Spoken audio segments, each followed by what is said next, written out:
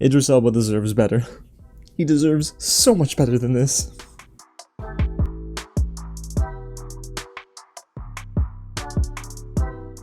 What's going on, everyone? James here with another real review, and today we're going ahead and diving into my thoughts on 3,000 Years of Longing. A huge thank you to MGM for giving me the chance to watch this early for review. Now, the movie drops in theaters this Friday, August 26th, so when you see it, let me know down below in the comments if you agree with me or if you disagree with me, because I definitely have some thoughts. The movie is directed by the legendary George Miller and stars Idris Elba and Tilda Swinton. Now, if you don't know much about the film itself, Althea is played by Tilda Swinton. She's an academic and someone who's content with life and a creature of reason. While in Istanbul attending a conference, she happens to encounter a Djinn, who's played by Idris Elba, who offers her 3 wishes in exchange for his freedom. Now, if that sounds like a mouthful, trust me, the movie, it's got a lot to say, but I don't know if it landed very well. And now, before we get into my thoughts and I tell you about the positives and the negatives for 3,000 Years of Longing, if it is your first time here at the channel, welcome to Real James, where I love talking about movies, TV, and all the news in between. So if you do too, go ahead and hit the big red button below, subscribe to the channel, tap on the bell, and hit the thumbs up button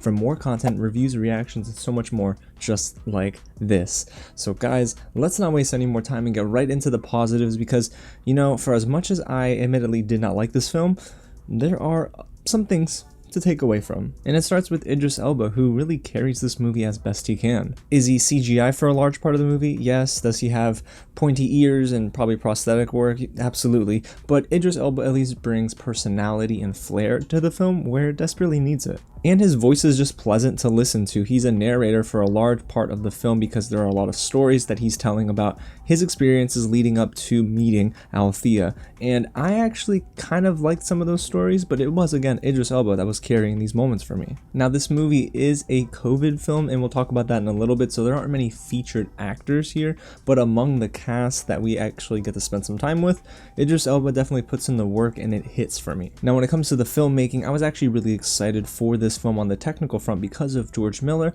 and yes, there are some unique bits of filmmaking that help keep things fresh in the first half of the movie. Whenever the Djinn appears, or we're doing some flashback scenes, and the transitions between scenes are actually pretty cool, and I actually appreciated it. The only thing is, it doesn't happen very often, especially in the second half of the film where everything just seems so lackluster. But again, we're in the positive, so I gotta stay optimistic here. And the last positive that I have is, hey, there were some of those Djinn stories that I liked. One in particular, the one with the I think it was back in, like, you know, Arabian Nights-esque vibes, you know, with the Sultan. I enjoyed that, but I won't lie to you, it just kind of lingered a little too long. So I enjoyed the first half of that. Okay, as you can tell, I am struggling with the positives, so we need to just get into the negatives because, guys, 3,000 Years of Longing is a huge misfire. Now, this is George Miller's first film that he's directed since 2015's Mad Max Fury Road, one of my favorite films of all time and actually my favorite of 2015, and honestly, his follow-up is a massive disappointment. It's ambitious, sure, but it's never effective. The movie tries to be 2 or 3 different things as well, and I don't know if any of them really work very well. It tries to be a love story, it tries to be a flashback story where it's telling certain memories and anthology-like storytelling. Honestly, this movie would have been better suited as an anthology series on like an HBO Max or any other streaming platforms, because this as a movie, it just does not work well. And like I mentioned a little while earlier, you can tell that this is a COVID film, and in the worst way possible. There's awful green screen. You can tell the CGI was just really rough and very noticeable at times. It took away from the film. That's the thing. Usually, if it's good green screen, it adds to. Look at the Batman with Matt Reeves, but you have awful green screen here, and they spend a majority of the film, I'm not kidding, about a 45-minute stretch in a hotel room where the Djinn is telling stories to Tilda Swinton's character. So yes, did the lockdowns hurt them? Of course. Did them not being able to reshoot things or even film on time hurt? Probably. But the thing is, I can only judge the final product, and it's not great. And another thing that isn't great is the story structure, because in this film, it's awfully janky. We never fall into a groove. The movie actually starts off on a note that I was kind of surprised it did. It didn't work us into this world of Djinn and all these different creatures and mystical beings. It just throws it at you in an airport scene with Tilda Swinton early in the film. And I thought, okay, this is the kind of movie we're getting, fine. But then eventually the film comes to a halt in this hotel room setting, right? And the Djinn is telling stories.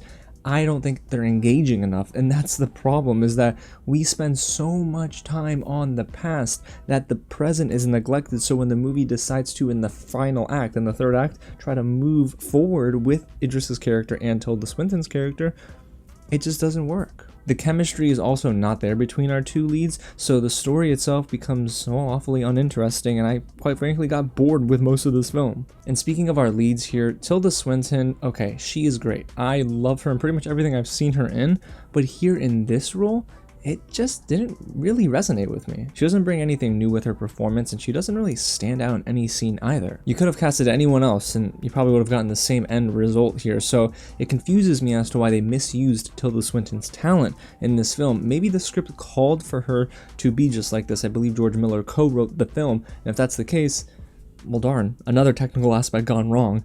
But yeah, 3,000 Years of Longing just has so much wrong with it, when it probably could have had a lot that went right if they would have just effectively captured this anthology bit of storytelling better. And again, maybe just change the format, make it from a movie into a TV series, and maybe it would have worked out better. So overall, you guys, 3,000 Years of Longing is a slog. It's a movie that just kind of drags on, and really, it tries to rush to the finish line at the end and never really gets there for me. Yes, Idris Elba is great. Honestly, he is the best part of this film, but it's not enough for me to recommend that you go and see this movie. 3,000 Years of Longing is really just a huge misfire on all fronts, and it's so disappointing because George Miller, when he attaches his name to a project, I immediately get excited, but after this I'm thinking, okay, let me scale back my expectations of a George Miller film, because this is just an awful misstep. This is not a good movie. Do I wish that there were more things that went right? Absolutely, because I was pulling for this film and I went in with an open mind,